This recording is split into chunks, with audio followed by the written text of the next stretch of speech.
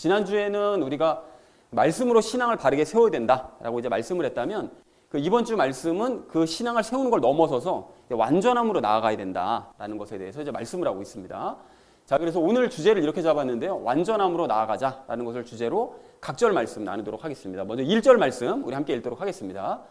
그러므로 우리가 그리스도의 교리의 기초 원리들을 떠나 완전함으로 나아가서 죽은 행위들로부터의 회개와 하나님을 향한 믿음과 라고 말씀합니다. 여기 이제 그러므로라고 얘기하는데 지난주 그 5장 마지막 부분 말씀을 받는 것이죠. 지난주 5장에서 무엇을 얘기했었죠? 유대인들은 젖만 먹는 어린아이의 신앙을 가지고 있다. 그러니까 어떻게 된다고요?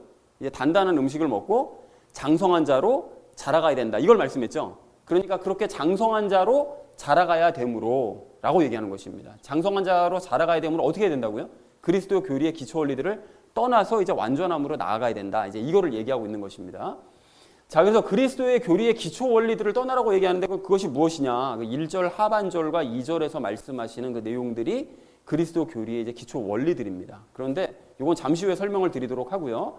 이제 그거를 떠나서 완전함으로 나아가야 되는 게 이게 장성한 자가 갖추어야 될 모습이다라는 걸 얘기하는 것이죠. 기초 원리나 배우는 그 젖먹는 신앙에서 떠나서 이제 완전함으로 나아가자고 얘기를 하고 있습니다. 자, 그렇다면 그리스도 교리의 기초 원리들, 그러니까 유대인들이 아직까지 배우고 있는 반복적으로 배우고 있는 기초 원리들이 무엇이냐? 그것이 사실 그리스도인들이 배우는 기초 원리들인데요. 처음 그리스도인이 돼서 배우는 기초 원리들인데 그것이 무엇인가 하면 죽은 행위들로부터의 회개요. 그러니까 악한 과거의 그 행위들, 했던 모든 행위들로부터 우리가 회개하는 것, 그걸 얘기하는 것이죠. 그리고 하나님을 향한 믿음, 그리고 그 회개하는 것으로 끝나는 것이 아니라 그 자리에서 더 앞으로 나아가서 이제 구원을 얻는 믿음을 이제 가져야 된다라는 것을 얘기하고 있죠. 그러니까 이 순서들을 잘 보시면 처음 그 불신자가 그 신앙인으로의 과정으로 가는 그 과정을 그대로 말씀하는 것입니다. 이게 초대교회 그리스도인들이 배웠던 기초 원리들이었던 것이죠. 이제 확인을 할 수가 있는 것이죠. 자, 그래서 1절을 이렇게 정리할 수 있겠는데요. 우리는 그리스도의 교리의 기초 원리들을 떠나서 완전함으로 나아가야 된다. 그리스도 교리의 기초 원리라는 것은 죽은 행위들로부터의 회개와 하나님을 향한 믿음, 기타 등등이 있는데 그것들로부터 이제 배우는 것으로 떠나서 이제 완전함으로 나아가 보자라고 얘기했다는 것이 1절의 의미가 되겠습니다. 자, 이어진 2절 말씀 우리 함께 읽도록 하겠습니다. 침례들에 관한 교리와 안수와 죽은 자들의 부활과 영원한 심판의 기초를 다시 놓지 말지니라 라고 말씀합니다. 그 세 번째로 얘기하는 것이 침례들에 대한 교리죠. 그 침례는 그 물세례, 침례들이라고 얘기한 걸 봤을 때, 복수로 얘기한 걸 봤을 때 물세례와 성령님 세례에 대한 교리를 말씀하고 계시는 것이죠. 자, 그런데 물세례는 잘 아시는 것처럼 스스로가 죄와 연합해 있다는 사실을 깨닫고 내가 죄인이구나 라는 사실을 깨닫고 죄로부터 자유해지기를 갈망하는 상태, 이 상태가 물세례입니다. 이 상태가. 자, 그리고 성령님 세례는 죄와 내가 죄와 하나 되어 있었었는데 그 죄와 영이 분리가 되는 거죠. 분리가 되는 순간 영은 죽는다고 계속 말씀을 드렸었고요. 그렇게 영이 이제 분리가 되고 성령님과 연합해서 성령님으로 덮어 씌워지는 거죠. 그래서 성령님과 연합해서 영이 거듭나는 상태. 이제 그게 성령님 세례입니다. 자, 그러면 질문이죠. 물 세례와 성령님 세례 사이에 무엇이 있어야 될까요? 그러니까 세례를 받는 사람 입장에서는 무엇이 있어야 물 세례의 이 상태에서 성령님 세례를 받는 상태로 갈 수가 있을까요? 뭡니까? 믿음이죠. 믿음이 있어야만 물 세례에서 성령님 세례로 갈 수가 있다. 이 상황을 우리가 알 수가 있습니다. 그것이 믿음이 이제 빠져 있다고 그래서 그럼 믿음이 제일 중요한데 왜 믿음이 없냐라고 생각하실까봐 여기 믿음은 당연히 있는 것이죠. 자, 그리고 이제 안수를 얘기하는데요. 안수는 그 머리에 손을 얹는 행위를 이야기합니다. 자, 그런데 물 세례와 성령님 사이에 필요한 행위인데 방금 전에 말씀드렸던 물 세례와 성령님 세례 사이에서 그 세례를 받는 사람 입장에서는 믿음이 있어야 되고 세례를 주는 사람 입장에서는 무엇이 있어야 되는가 하면 그 사이에 필요한 행위가 안수가 필요한 것이죠.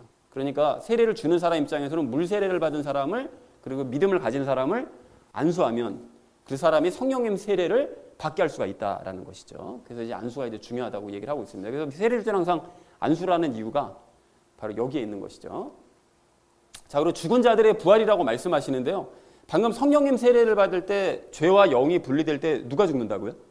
영이 죽죠. 보통 이제 죄가 죽는다고 잘못 생각들 하고 있는데 죄는 살아 있습니다. 남아 있습니다. 영이 죽는데 그 죽었던 영이 성령님과 연합함으로써 이제 부활하는 것이죠. 그리고 이 부활은 영이 부활하는 것뿐만이 아니라 또 한 가지 부활을 얘기하죠. 나중에 예수님께서 재림하실 때 그때 이제 마지막 그 심판을 하시고 난 이후에 이 사람은 마지막 날 육체로 다시 부활한다는 것, 이제 그것도 믿는 것입니다. 이제 초신자들은 이제 그거를 믿는 거죠. 나중에 우리가 육신으로 부활할 수 있다라는 사실도 이제 믿습니다. 자, 그리고 마지막으로 영원한 심판에 대해서 말씀하시는데요. 이제 그리고 위와 같은 이 내용들, 방금 말씀드린 그렇게 셋, 넷, 다섯 가지 이 내용들을 믿지 않고 이제 거부하는 사람들, 그런 사람들은 어떻게 되는 것입니까? 최후의 심판 때 불의 심판을 받을 수밖에 없다. 믿는 자들은 그런 심판을 당연히 면한다.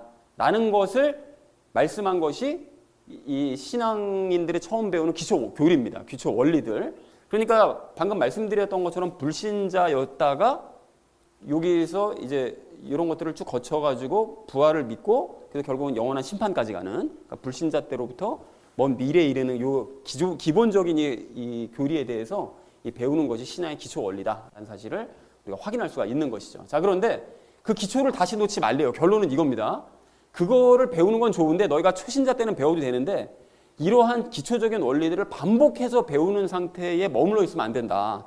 이 상태로부터 빨리 떠나야 된다. 왜냐하면 빨리 배우고 더 발전돼 나가서 완전함으로 나아가야 된다는 거죠. 장성한 자가 되어야 된다는 것이죠. 이제 바울이 지금 그거를 얘기하고 있습니다.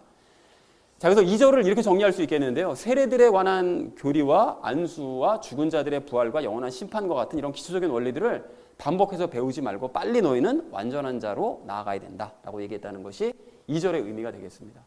자, 이어진 3절 말씀 우리 함께 읽도록 하겠습니다. 하나님께서 허락하시면 우리가 이것을 하리라 라고 말씀합니다. 여기 우리가 이것을 한다라는 것은 뭘 한다는 얘기인 것인가 하면 그 기초 원리들을 떠나서 너희가 완전함으로 나아가도록 도와주겠다는 이야기입니다. 그러니까 너희가 그렇게 나아갈 수 있도록 그 기초 원리에서 빨리 벗어날 수 있도록 우리가 도와주겠다. 그런데 하나님께서 허락하시면이라는 조건이 붙는 거죠. 하나님께서 그 모든 일들을 주관해서 이루어 나가시는데 만약에 하나님께서 너가 가서 그들을 가리켜라 라고 하면 기꺼이 그렇게 하겠다라는 것을 얘기하는 거죠. 하나님께서 허락해 주시면 너희를 찾아가서 너희가 기초 원리들을 떠나 완전함으로 나아가도록 나는 돕겠다. 도울 준비가 되어져 있다라고 말씀했다는 것이 3절의 의미가 되겠습니다. 자, 이어진 4절 말씀 우리 함께 읽도록 하겠습니다. 한번 빛을 받고 하늘의 선물을 맛보고 성령님께 참여한 자가 되고 라고 말씀하는데 그 방금 3절까지 말씀하신 거예요. 그러니까 기초 원리들을 떠나서 완전함으로 나아가야 되잖아요. 그런데 그럼에도 불구하고 유대인들이 도리어 유대교로 돌아가 버리는 사람들이 있었습니다. 아주 깝깝한 거죠. 열심히 이렇게 가리키고 이렇게 따라와야 된다라고 얘기를 하는데 거부해버리고 돌아가 버리는 거예요. 이런 사람들이 있어서 그런 사람들의 특징을 4절부터 6절에서 이제 설명을 합니다. 그래서 그 사람들의 특징이 어떠냐. 한번 빛을 받고라고 얘기해요. 빛을 받는다는 게 뭘까요? 무엇을 의미할까요? 연상되는 사람이 있죠. 누가 빛을 받았죠? 바울이 받았었죠. 바울이 예수님을 만나는 걸 이제 뜻합니다. 그러니까 바울이 빛을 받고 예수님을 만났는데 빛을 받는다는 것은 이제 예수님을 만나는 그런 상태를 이제 바울에 이제 비춰서 이제 따져봤을 때 이제 예수님을 만나는 것을 뜻합니다. 그런데 예수님을 만나는 중요한 거예요. 예수님을 만나는 체험을 했다고 해서 곧 믿음이 생기거나 구원받는 것은 아닙니다. 적용 시간에 그걸 자세하게 말씀을 드릴 건데 많은 사람들이 이제 오해하는 것 중에 하나가 예수님을 만나보지도 못했다는 사람이 대다수죠. 이것도 안타까운 이야기인데 예수님을 만났다고 그래가지고 나는 뭐 이런저런 모양으로 만날 수 있죠. 뭐 예배 시간에 만나든 성경을 통해 만나든 뭘 통해 만나든 기적을 통해 만나든 만날 수 있는데 만났다고 그래가지고 믿음이 생기거나 구원을 받은 상태는 아닐 수 있다는 거예요. 이게 굉장히 중요한 얘기입니다. 그래서 이건 잠시 후에 제가 적용 시간에 다시 한번 말씀드리도록 하겠습니다. 그리고 하늘의 선물을 맛본다고 말씀을 하는데 하늘의 선물이 뭘까요? 하늘의 선물. 선물하면 에베소서 말씀이 기억나야죠. 에베소 2장 8절. 뭐죠? 구원이죠. 구원. 그러니까 이 선물이 너희에게서 난 것이 아니요 하나님이 주신 선물이라고 말씀하시잖아요. 그죠? 그러니까 그 구원을 뜻하는 거예요. 구원. 그러니까 다른 말로 예수님과의 연합. 그러니까 선물을 받는다는 것은 하늘의 선물은 하늘이 나에게 구원을 주시고 예수님을 주시는 거. 그게 나에게 선물이 되는 것이죠. 그것이. 그런데 여기서 맛본다는 표현이 중요합니다. 맛본다는 표현이 계속 반복해서 나오고 있는데 예수님과 연합해서 구원을 이런 사람들은 예수님과 연합해서 구원을 받은 상태가 아니라 연합과 구원에 대한 그냥 지식만 단순하게 가지고 있는 상태. 그런 사람을 맛본 사람이다라고 지금 표현을 하고 있습니다. 이게 그러니까 그런 지식을 가지고 있는 상태. 내가 직접 그렇게 체험을 한 게 아니고 그냥 그렇게 하면 연합하면 구원을 받는구나 라는 그냥 지식만 가지고 있는 이런 상태, 그거를 얘기하고 있는 것이죠. 자, 그래서 성령님께 참여한 자라는 것은 마찬가지로 성령님과 연합해서 함께 살아가는 자를 의미하는 것이 아니고요. 성령님과 연합해서 사는 삶에 대한 지식만 가지고 있는 사람, 그냥 참여만 한 거예요. 그러니까 직접 그 함께 살아가는 삶을 얘기하는 것이 아니라 그냥 지식만 가지고 있는 이런 상태의 사람을 성령님께 참여한 사람이다라고 얘기를 하고 있습니다. 자, 그래서 4절의 의미를 이렇게 정리할 수 있겠는데, 한번 빛을 본 체험이 있고, 그러니까 예수님 만난 체험이 있고, 연합과 구원에 대한 지식이 있고, 또 성령님과 함께하는 삶에 대한 지식이 있는 그런 사람에 대해서 얘기하는 사람. 이 사람들이 누구라고요? 기독교를 믿다가 유대교로 다시 돌아가 버린 사람들이요. 그러니까 이게 만약에 제대로 된 믿음을 가지고 있었다면, 이런 믿음을 가지고 있었다면 갈 일이 없겠죠. 그러니까 제대로 된 믿음을 가지고 있지 않았기 때문에 이런 행동을 해서 하다가 결국은 이제 돌아가 버렸다라는 것을 바울이 지금 얘기하고 있는 것입니다. 자, 이어진 5절 말씀 우리 함께 읽도록 하겠습니다. 하나님의 선한 말씀과 오는 세상의 권능을 맛본 자들이라고 얘기하는데요. 이제 이어서 특징을 얘기하고 있습니다. 하나님의 그 선한 말씀을 맛본 자들을 얘기하는 거예요. 그러니까 복음과 신약 성경에 지난주 말씀드렸던 거 단단한 말씀들이요. 그것이 이제 하나님의 선한 말씀이죠. 하나님과 함께하는 말씀, 단단한 말씀, 복음의 말씀, 그것들을 맛본 자들. 그러니까 그것들을 내가 먹어서 소화를 시킨 것이 아니라, 그것을 소화시켜서 내가 지난주에 얘기하시잖아요. 그 장성한 자들은 그 말씀을 가지고 자기 영혼을 단련시켜서 그래서 분별력을 가진다라고 하는데, 그렇게 활용할 줄 아는 상태가 아니라 그냥 복음과 신약의 내용들을 그냥 머리로만 아는 거예요. 그냥 맛만 본 거죠. 알고 있는 그런 사람들, 돌아간 유대인들이 그런 상태라는 것입니다. 그리고 오는 세상의 권능이라는 것은 앞으로 오는 세상, 즉 새 예루살렘이죠. 그 새 예루살렘에서 누릴 수 있는 권능을 이야기하는데, 그 권능을 그냥 맛본 자들이요. 그냥 새 예루살렘은 그냥 그런 곳이구나. 그 새 예루살렘에서는 우리가 그리스도인들이 어떤 삶을 살 수 있구나 라는 것을 그냥 머리로만 알고 있는 그런 사람들, 지식적으로만 알고 있는 사람들, 그거를 얘기합니다. 그런 사람들이 유대인들이었다는 거예요. 돌아가 버린 유대인들. 자, 그래서 5절을 이렇게 정리할 수 있겠는데요. 하나님의 선한 말씀과 새 예루살렘의 권능에 대해 알기만 하는 그런 사람들이 어떻다는 것이냐. 이어진 6절 말씀 우리 함께 읽도록 하겠습니다. 만일 떨어져 나가면 다시 그들을 새롭게 하여 회개에 이르게 함이 불가능하니 그들은 자기들을 위해 하나님의 아들을 새로이 십자가에 못 박아 드러내놓고 그분을 모욕하느니라 라고 말씀합니다. 여기 그들이 만약 떨어져 나가면, 그러니까 기독교에서 있다가 그런 것들을 지식적으로만 알고 그냥 한번 체험한 것 가지고 그냥 다시 유대교로 가버리면 라는 것이죠. 유대교로 돌아가 버리게 되면 이 4, 5절과 같이 그 복음의 맛만 본 사람들은 율법이 더 옳다고 생각해서 가는 거거든요. 자기들이 만약에 복음을 들어서 지식적으로 알고 있더라도 아니 율법보다 이게 훨씬 나은 것 같다. 그러면 당연히 기독교에 남아 있겠죠. 그런데 그것이 이거 아무리 생각해봐도 율법이 훨씬 더 나은 것 같아 라고 생각하니까 그냥 가버리는 것이거든요. 과거로 돌아가 버리는 것이죠. 자, 그런데 그런 사람들을 다시 새롭게 해서 회개에 이르게 한다는 것이 불가능하다는 거예요. 왜 그럴까요? 그 사람들은 복음에 대해서 잘 알고 있다고 생각하잖아요. 지식적으로. 지식적이지만 자기들이 잘 알고 있다고 생각하거든요. 그리고 복음보다 율법이 더 옳다고 지금 판단을 내린 거예요.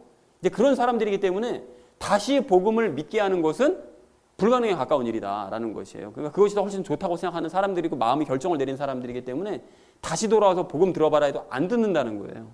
머리로만 알고 있는 걸 가지고 자기가 체험하고 있다고 생각하기 때문에 절대 안 믿는다는 것이죠. 자, 그래서 참고로 근데 이 말씀은 구원 취소와는 아무런 상관이 없는 구절입니다. 이게 적용 시간에도 이걸 말씀드릴 건데, 오늘 히브리서 6장 4절서부터 6절 말씀을 가지고 한 번 받은 구원은 취소될 수 있다. 믿어도 구원은 취소될 수 있다. 이제 이렇게 가르치는 황당무계한 가르침을 가르치는 사람들이 있어서 오해하는 사람들이 많은데요. 절대 그런 구절이랑은 아무 상관이 없다는 것을 잠시 후에 이제 증명을 해드리도록 하겠습니다.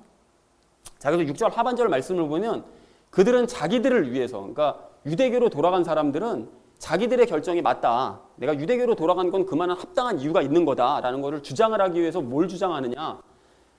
보니까 율법이 더 맞다는 거예요. 복음은 말도 안 되는 얘기라는 것이죠. 그래서 예수는 구원자가 아니기 때문에 우리가 들어보니까 예수는 구원자가 아니야. 그러니까 예수는 죽어야 마땅했던 사람이야.